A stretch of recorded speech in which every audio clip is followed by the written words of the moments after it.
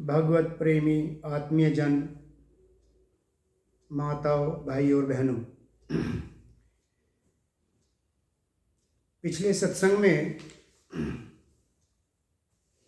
बताया कि परमात्मा ना ही तो कर्मों के कर्तापन की या कर्मों का संयोग की रचना नहीं करते, अपितु मनुष्य मात्र अपने स्वभाव से ही संसार में बरतते हैं। अब जो पुण्य आत्माएं कर्म करती हैं, उनके शुभ कर्मों का, अथवा वो मनुष्य जो पाप कर्म से लिप्त हैं, क्या उनके कर्मों के या शुभ कर्मों के फल को श्री परमात्मा प्राप्त करते हैं? उसके लिए आगे कहते हैं, अध्याय 5, 5वां श्लोक, न आदते कस्यचित् पापं न च सुकृतं विभु अज्ञानेन आवृतं ज्ञानं तेन मुह्यन्ति जन्तवः। विभु अर्थात वे परमपिता परमात्मा सर्वव्यापक श्री हरि न किसी के पाप कर्म को और ना ही किसी के शुभ कर्म को ग्रहण करते हैं। अर्थात भगवान इनसे, इनके कर्म फलों से प्रभावित नहीं होते, व्याप्त नहीं होते, किंतु अज्ञान से चूंकि ज्ञान ढका हुआ है, उसी से सब मनुष्य मोहित हो रहे हैं। कहने का तात्पर्य यह है कि जीव जन्म जन्मांतरों से अपने कर्मों के अनुसार शरीर धारण करता है और संपूर्ण जीव मात्र संसार में आसक्त मोह और अहंकारवश संसार के इस जन्म मरण चक्र में इस तरह से मोहित हो रहा है कि उसका जिसका वह अंशी है, परमपिता परमात्मा के सत्य ज्ञान को, तत्व ज्ञान को उसमें भुला दिया और इस प्रकार से आदिकाल से ही जीवात्मा जन्म मरण करते करते करते करते कर्मों के संस्कार से इस तरह से लिप्तायमान हो गई कि उसका जो वास्तविक ज्ञान है, उसका जो विवेक है, वो इस संसार के आवरण से पूरी तरह से ढक गया और इन कर्मों को वो करता चला जा रहा है। भाविवश स्वभाव से वह परमात्मा की तरफ बढ़ता है, तो धीरे धीरे वह इस अज्ञान तिमिर से बाहर आने के लिए जब प्रयासरत रहता है और यह बात जब उसकी वृत्ति में आ जाती है, तो जन्म जन्मांतर के शुभ कर्मों से वो धीरे धीरे इस सतमार्ग पर बढ़ने लगता है। इस तरह से जो अज्ञान से ओतप्रोत आत्माएं हैं, इनके संपर्क में आने से जरूर उनका यह अज्ञान हटता है, परंतु भगवान कह रहे हैं कि अनादिकाल से जीव का जो ज्ञान है, अंतर्निहित ज्ञान, वो उसके आसक्ति होने के कारण संसार में वो ढका रहता है। अब आगे भगवान कहते हैं, ज्ञानेन तु तत् अज्ञानम येषां नासितं आत्मना तेषाम् आदित्यवत् ज्ञानं प्रकाशयति तत्परम। लेकिन नासितम आत्मनः, जिनका अज्ञान परमात्मा के तत्व ज्ञान से नष्ट हो गया है, जिनको परमात्मा का तत्व ज्ञान का प्राप्त हो गया है और उनका अज्ञान मिट गया है। भगवान कह रहे हैं तत्व ज्ञान द्वारा जिनका अज्ञान नष्ट कर दिया गया है, वह ज्ञान सूर्य की भांति सच्चिदानंद घन परमात्मा को प्रकाशित कर देता है। कहने का भाव यह है कि जैसे हम कह रहे थे कि आत्मा धीरे धीरे प्रयास करके, ऐसा अज्ञानी मनुष्य भी जब आत्मवेता तत्व ज्ञान में प्राण महापुरुष के, सिद्ध पुरुष के सानिध्य में आता है, उसका सत्संग उसे प्राप्त होता है, सत मार्ग पर जब वो बढ़ता है तो उसका धीरे धीरे यह अज्ञान मिटने लगता है और उसे ज्ञान की प्राप्ति हो जाती है। जब उसे तत्व ज्ञान हो जाता है और उसका अज्ञान रूपी अंधेरा मिट जाता है, वो किस प्रकार से, उसका उदाहरण देते हुए समझाते हैं कि जिस प्रकार से सूर्य उदय होने से पहले प्रकाश किरणें धीरे धीरे उजाला जब फैलता है तो संपूर्ण अंधकार से व्याप्त आकाश सूर्य की उन किरणों से प्रकाशित हो उठता है और सूर्य उदय होने पर जिस प्रकार से संपूर्ण जगत का अंधकार मिट जाता है, उसी प्रकार तत्व ज्ञान के हो जाने से, तत्व ज्ञान को यहाँ सूर्य की उपमा देते हुए बताया कि तत्व ज्ञान के समझने मात्र से उसका अंतःकरण का अज्ञान रूपी अंधेरा तुरंत मिट जाता है। आगे कहते हैं भगवान कि जब उसे यथार्थ ज्ञान से भगवान सच्चिदानंद घन परमात्मा प्रकाशित होने से तात्पर्य है कि उस तत्व ज्ञान से, तत्व ज्ञान का होना ही परमात्मा का साक्षात्कार करना है। अर्थात परमपिता परमात्मा ऐसे साधक को, जिनको वह परमात्मा ज्ञान प्राप्त हो गया है, जिनका अंतःकरण में वह ज्ञान समाहित हो गया है, उन्हें परमपिता परमात्मा का साक्षात्कार हो जाता है। अब परमात्मा के प्राप्ति होने के जो साधन हैं, परमात्मा के प्राप्त सिद्ध पुरुषों के जो लक्षण हैं और उनका आचरण और महत्व की स्थिति का वर्णन भगवान करते हैं और कहते हैं कि ज्ञान योग में जो एकांत साधन द्वारा परमात्मा प्राप्ति के लिए भगवान बता रहे हैं कि किस प्रकार से इस जन्म मरण का जो चक्र है, इससे कैसे मुक्त होता है और जब परमात्मा की प्राप्ति कैसे होती है, उस तरफ भगवान की प्राप्ति का साधन की तरफ इशारा करते हुए आगे कहते हैं, तत्बुद्ध्या तदात्मना तन्निष्ठ परायणा गच्छन्ति पुनरावृत्तिं ज्ञान निर्धूत कल्मषा। जिनका मन, जिनकी बुद्धि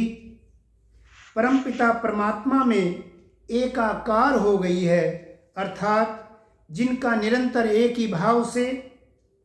परमपिता परमात्मा में स्थित है,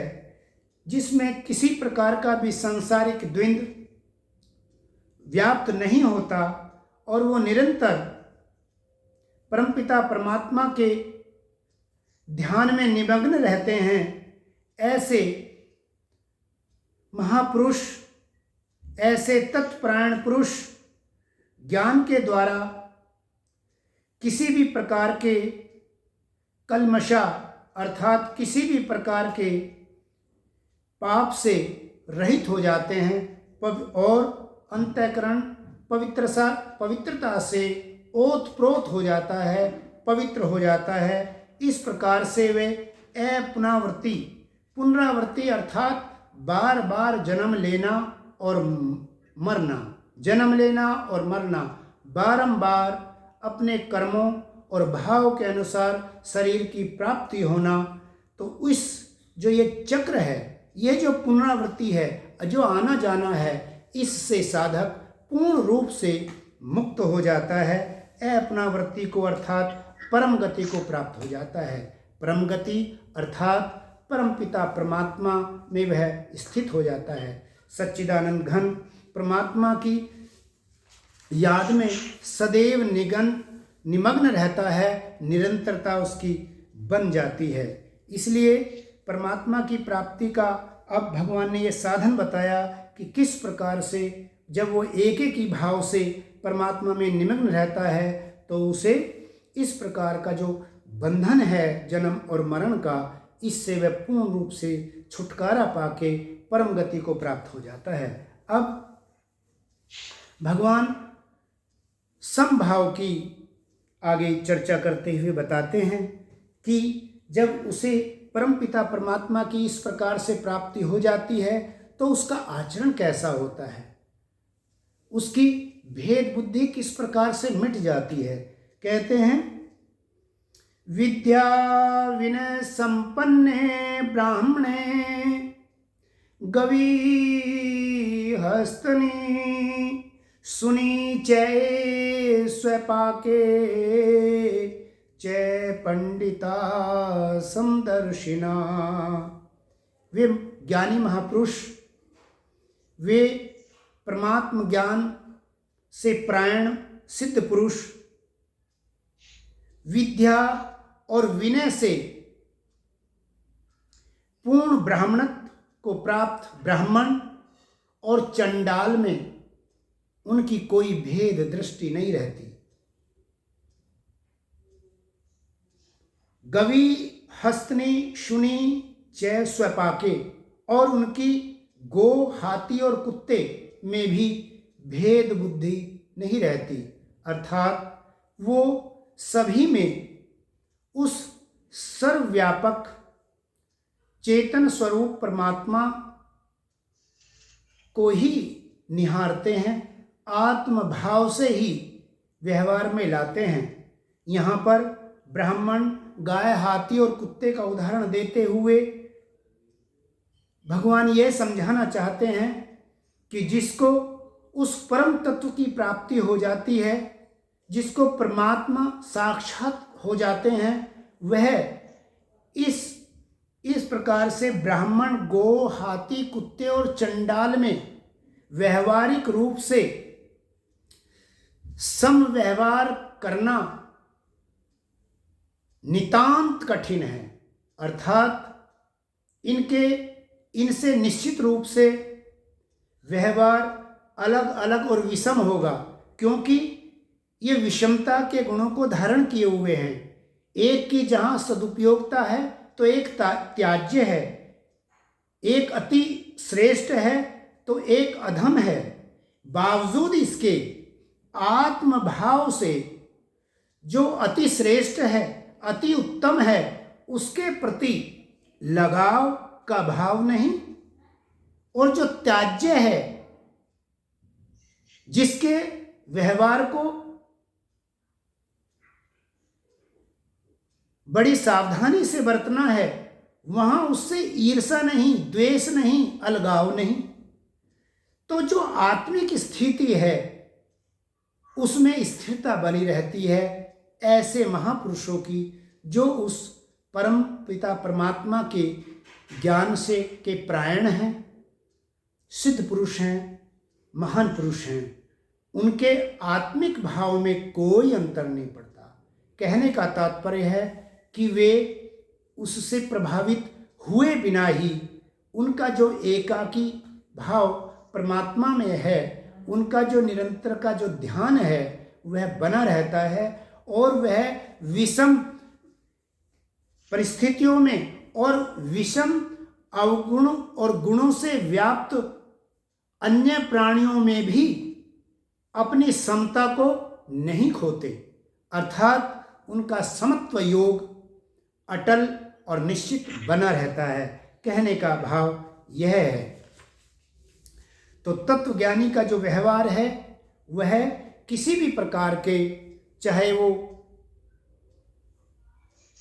उच्च कुल का ब्राह्मण हो, विद्या और विनय से निपुण हो, चाहे वह कुत्ते जैसा प्राणी, चाहे वो गौ जैसा श्रेष्ठ प्राणी, चाहे वो सदुपयोगता में लाने वाला हाथी, और चाहे अवगुणों से परिपूर्ण चंडाल क्यों ना हो, तो भी वह इन सब के व्यवहार से प्रभावित नहीं होता। उसका जो योग है वो सदैव परमात्मा में बना रहता है। आगे भगवान कहते हैं, इयैव ते जित सर्गा येषां साम्ये स्थितं मना निर्दोषं हि समं ब्रह्म तस्मात् ब्रह्मणि ते स्थिता। जिनका मन इस प्रकार से समत्व योग में अडिग है, अर्थात समभाव में स्थित है, उनके द्वारा इस जीवित अवस्था में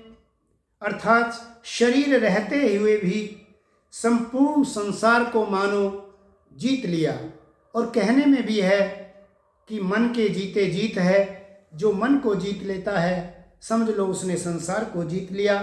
तो उसी तरह यहाँ इशारा करते हुए कि वह जीवित अवस्था में भी संपन्न संसार को समझ लो उसने जीत लिया, क्योंकि सच्चिदानंद घन परमात्मा भी निर्दोष और सम है। परमपिता परमात्मा किसी भी जीव से, न केवल मनुष्य बल्कि संपूर्ण प्राणियों से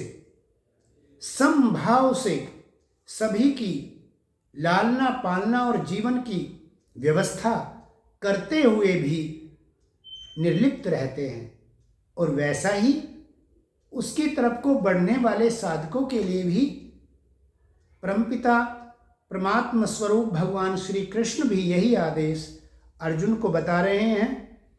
कि जिसका इस प्रकार से समभाव है वह, और क्योंकि सच्चिदानंद घन परमात्मा का भी, वो भी, उनका भी समस्त प्राणियों के प्रति सम और निर्दोषता का भाव रहता है, तो समझो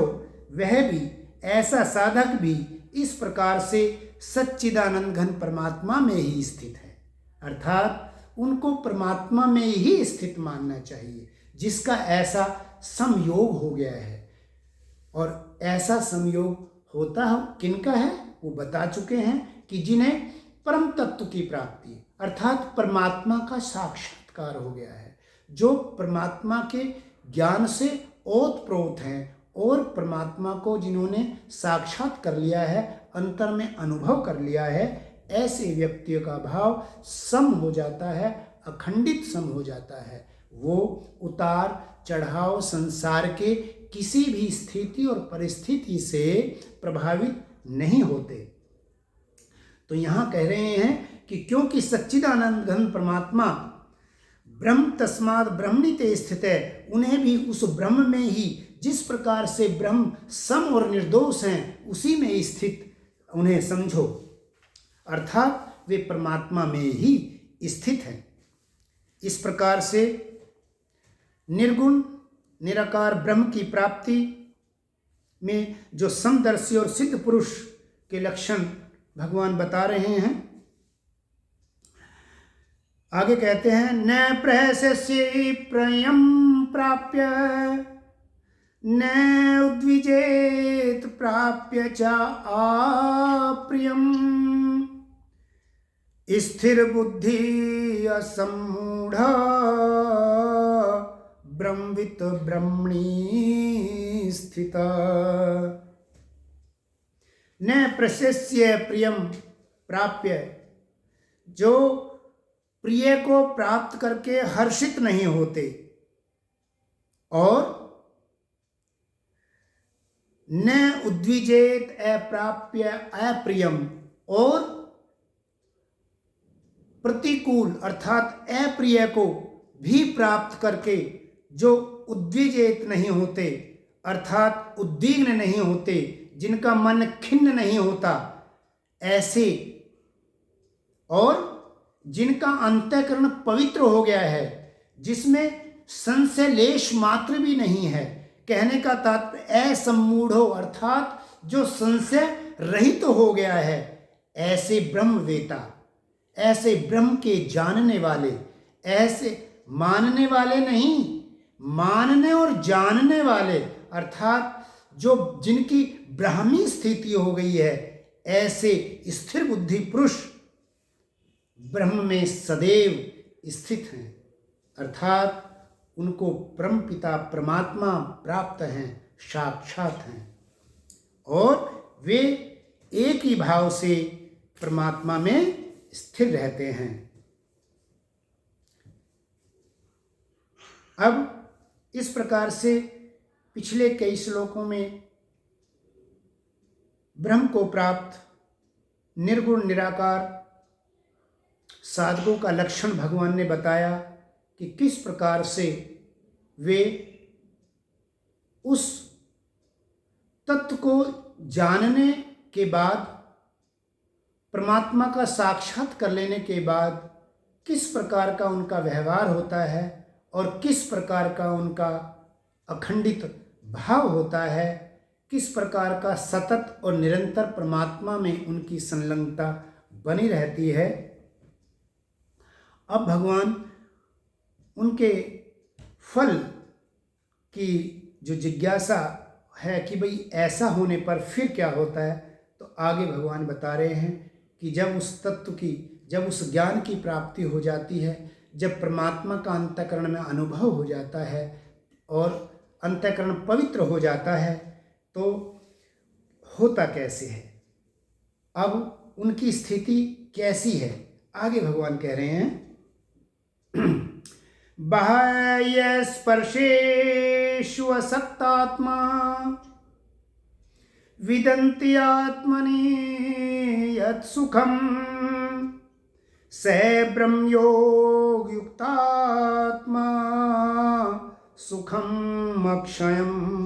आश्नुते। सुखम अक्षयम अनुश्नुते, उन्हें अक्षय सुख की प्राप्ति होती है। कब? जब बाह्य स्पर्शेषु असक्त आत्मा, जिन महापुरुषों की इंद्रियां और इंद्रियों के विषय से जो उपरत हो जाते हैं, जिनकी आसक्ति इन विषयों में नहीं रहती, अपितु जिनकी इंद्रियां अपने विषय से उपरत होकर,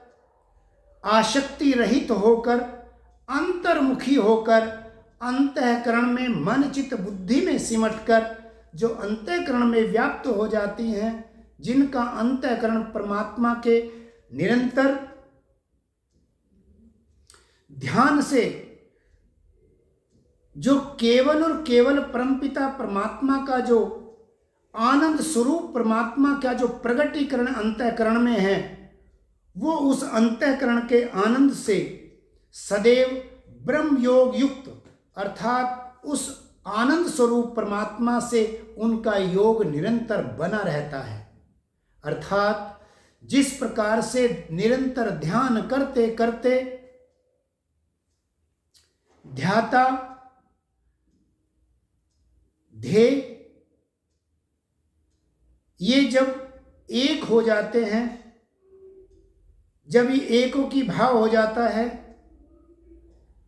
केवल और केवल अंतःकरण में परमपिता परमात्मा अर्थात जो यहाँ अक्षय आनंद की प्राप्ति की बात कही गई है,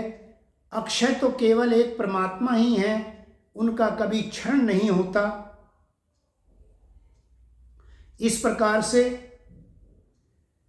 ध्यान, ध्येय और धाता ये त्रिपुटी एक होकर के आनंद स्वरूप परमात्मा, पहले भी कहा गया है कि जब अंतःकरण पवित्र हो जाता है, समस्त इंद्रियां अपने विषय से उपरत हो जाती हैं, आसक्ति रहित हो जाता है, ऐसे पवित्र मन में वह परमपिता परमात्मा, आनंद स्वरूप परमात्मा का प्रकटीकरण हो जाता है। तो यहाँ भी वही कहते हैं, ब्रह्म योग युक्त आत्मा, अर्थात उसमें जो योग होने पर जो वो आनंद है, उस आनंद से उनका अखंड संबंध हो जाता है और इस प्रकार से वो अक्षय सुख का अनुभव करते हैं। अक्षय सुख का अनुभव करते हैं अर्थात उस परम पिता परमात्मा का अनुभव करते हैं और उस अनुभव स्वरूप आनंद में सदैव मस्त रहते हैं, निमग्न रहते हैं। वह ये निरंतर है, यह स्थिति और परिस्थिति के से किसी भी प्रकार से प्रभावित नहीं होता। पूर्ण रूप से उनका यह अक्षय सुख का अनुभव बना रहता है। ये इस प्रकार की स्थिति उनकी हो जाती है। लेकिन इसमें भगवान ने यही बताया है कि ऐसी स्थिति होती किसकी है? ऐसे साधक की कि जिसका अंतःकरण संपूर्ण विषयों से उपरत हो गया है, समस्त इंद्रियां अंतर्मुखी होकर मन और चित्त परमात्मा के गुणगान से पवित्रता को प्राप्त होकर और जिसके अंतःकरण में वह परमपिता परमात्मा, वह शांति स्वरूप परमात्मा, वह आनंद स्वरूप परमात्मा जब प्रकट हो जाते हैं, इस प्रकार का जिसका नित्य और निरंतर योग लगा हुआ है, उन्हें जो ये आनंद है, जो पिछले श्लोक में कहा गया, ये आनंद अक्षय आनंद की प्राप्ति होती है। अर्थात फिर पुनः वह उस स्थिति से नहीं गिरता, अर्थात उस परम गति उसको प्राप्त हो जाती है। और वह परम गति क्या? अर्थात वो परम पिता परमात्मा को प्राप्त कर लेता है वो साधक। आज के सत्संग के लिए इतना ही। आज के सत्संग का पुनः एक संक्षेप में सारांश कि भगवान ने बताया कि जो जीव है वह आसक्ति मोह मद से उत्पन्न अज्ञान से उसका जो ज्ञान है अंतःकरण में वह ढक जाता है, क्योंकि ऐसे दो गुण तो परमात्मा के जीवात्मा में भी हैं कि जिस प्रकार से परमात्मा चेतन स्वरूप हैं, अनादि हैं, वैसे ही जीव भी अनादि और चेतन स्वरूप है, चेतना से व्याप्त है। तो यह ज्ञान और हम उसके अंश हैं, यह ज्ञान विस्मरण हो जाता है और हम आसक्त होने के कारण वह ज्ञान हमारा लोप हो जाता है, ढक जाता है। इस तरह से लेकिन जब सद्गुरु का, सत्पुरुषों का सत्संग का हमें सानिध्य प्राप्त होता है तो यह अज्ञान तिमिर, यह अज्ञान रूपी अंधेरा मिट जाता है। भगवान ने बड़ा सुंदर उदाहरण देके बताया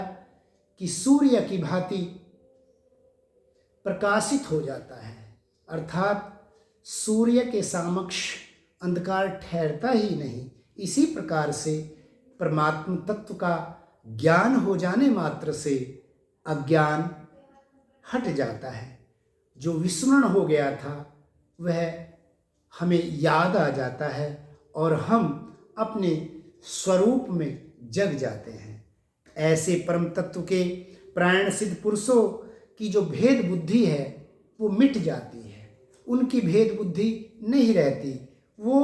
उनका सम का जो योग है, समत्व योग उच्यते, जैसा कि दूसरे अध्याय में भी भगवान ने बताया था, उनका यह योग निरंतरता नित्य हो जाता है। वो सम योग में जुड़ जाते हैं और उनका व्यवहार परमात्मा को वो सर्वव्यापक चेतना स्वरूप परमात्मा से ही संसर्ग उनका बना रहता है, अर्थात वे संसार के विभिन्न स्थिति और परिस्थितियों से निर्लिप्त रहते हैं। उनमें हर्ष और शोक, दुख और सुख आदि जो द्वंद्व हैं वो पूर्ण रूप से मिट जाते हैं और वो इस प्रकार से इस जीवन में भी अर्थात शरीर रहते हुए भी और शरीर त्याग के बाद भी उस आनंद में निमग्न हो जाते हैं और इस प्रकार से अपने धीरे धीरे उस अक्षय आनंद स्वरूप परमपिता परमात्मा को प्राप्त हो जाते हैं। इस प्रकार से धारणा अपने अंतःकरण में हमें रखनी चाहिए और वो धारणा ये है कि प्रेम पवित्रता से परमात्मा के गुणों का गुणगान करते हुए संसार सागर से पार होते हुए अपने सौभाग्य का निर्माण हम करते चले। ऐसी हमें धारणा अंतःकरण में रखनी है और आनंद प्राप्त करते हुए जीवन को आनंद से प्रेम से व्यतीत करना है। सभी के लिए मंगल कामना, सभी सुखी हों, निरोग हों, सर्वे भवन्तु सुखिनः, सर्वे सन्तु निरामया, सर्वे भद्राणि पश्यन्तु मा कश्चित् दुर्भाग् भवेत्। ओम